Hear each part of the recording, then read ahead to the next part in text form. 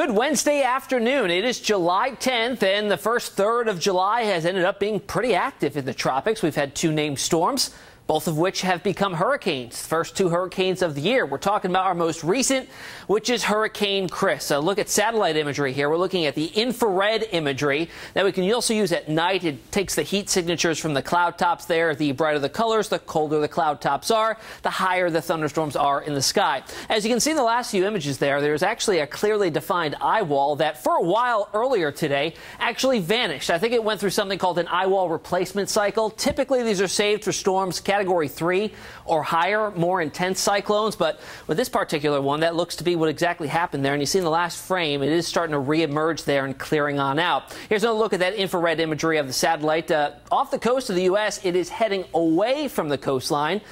Because if you can see off here above my head, you see a thin line of clouds. That's actually a cold front diving in from the Great Lakes region, and that's giving it a nudge in its general steering stream off to the north and east. However, it is keeping it over very warm waters right now. In fact, we'll throw up the sea surface temperatures underneath here.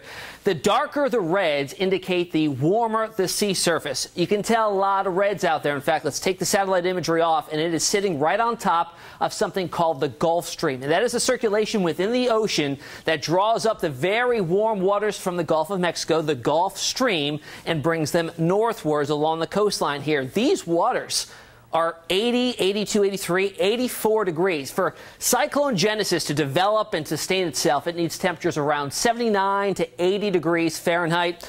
Certainly has plenty of this. The problem we'll get to with Chris, as it travels north, it's going to eventually hit the northern tier of the the Gulf Stream, and start to weaken a little bit, but it's probably got a little bit of time. Now, Hurricane Hunter aircraft have been flying through this storm for the past several days, getting the latest data, and these are some of the cool instruments and tools that they use. The WP-3 Orion, also called Kermit, they also have another one called Miss Piggy, so they have two, but it deploys certain things called drop wind sondes. These are little instruments that they drop out of the bottom of the plane, and as it descends towards the Earth, surface of the Earth, it takes different readings, pressure, wind speed, temperature, dew point, that sort of deal, and relays it back to the aircraft. It also has dual radar systems that, when they combine, you typically get an MRI of the storm. You can kind of see the inner workings of it, the inner structures, get a better feel for if it's strengthening or weakening, that sort of deal. Also, it is equipped with something that I think is the coolest thing, microwave radiometers, and this is a way that we can sense the wind speed. Of course, it's out over the ocean. Nobody's out there to take a wind speed reading, so this will actually take the microwave radiometry of the surface of the ocean and measure how much radiation is being sent back. It specifically takes it from the sea foam that gets turned up in turbulent waters.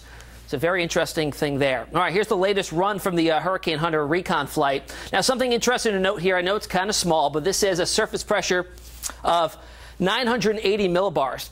That's even a little bit higher than what it is suspected to be at now, 974 millibars. So that indicates it has strengthened or deepened a little bit since its last run. Hurricane Hunter is scheduled to go back out there later on this afternoon. And they do fly in that grid pattern, as you saw there, and that's to get a general feel of the different quadrants of the hurricane to see which has the strongest winds. And typically we find the strongest winds in the front right quadrant. That's because it takes the storm momentum coupled with the wind speed, and you typically get the highest gusts in the northwestern quadrant. Of course, all quadrants of a hurricane are significant. The front left is the less significant but has more significant storm surge, and the back right brings more significant wind. And here the back left is typically the weakest, but again, all quadrants of a hurricane, no matter the strength, are all going to be a little bit dangerous to be in, of course. Here's the latest update from the Hurricane Center as of 11 o'clock this morning. A Category 2 storm. There were some indications, and certainly now that it has replaced its eye wall, it looks like on satellite imagery, that it may weaken or strengthen, a little bit more. But since the last update at 5 a.m., they have downgraded by 5 miles per hour. Still a Category 2 storm with gusts up to 120 miles per hour. It is moving fairly fast off to the north and east. It is picking up that forward momentum due to that front that's giving it a little bit of that push on out to sea. And you notice over the past couple days, it does cover a lot of ground and eventually heads up into the North Atlantic. By that point, just probably a remnant low. Nonetheless, it's heading towards Iceland. Pretty interesting stuff there. So the Atlantic hurricane names now, we're up to 3. Chris, our Category 2 hurricane there. Next up is Debbie, Ernesto, and following that would be Florence. Okay, the hurricane season outlook put out by the National Hurricane Center back at the end of May called for 10 to 16 named storms, 5 to 9 of those becoming hurricanes, and of those 5 to 9, 1 to 4 being major hurricanes. So far, we're up to 3 named storms, as you saw from that list there, 2 of which have already developed into hurricanes, and it is only July 10th.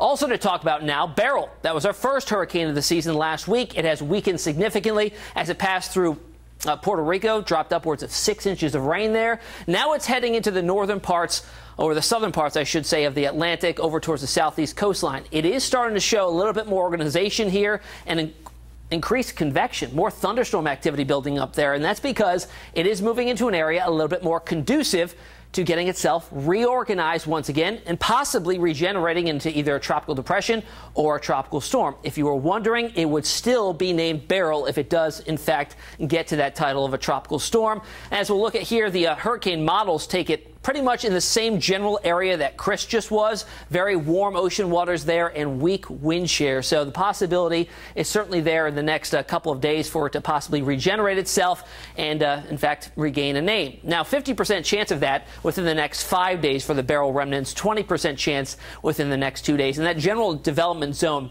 anywhere to the west of Bermuda and east of the eastern seaboard. So we'll watch that closely here in the next couple of days. Hey, if you're on social media, find me. I'm on Facebook, meteorologist Tim Pandajis, on Twitter as well, at 13 Tim Pandajis. If you have any questions at all, be happy to answer them for you. Enjoy the rest of your Wednesday.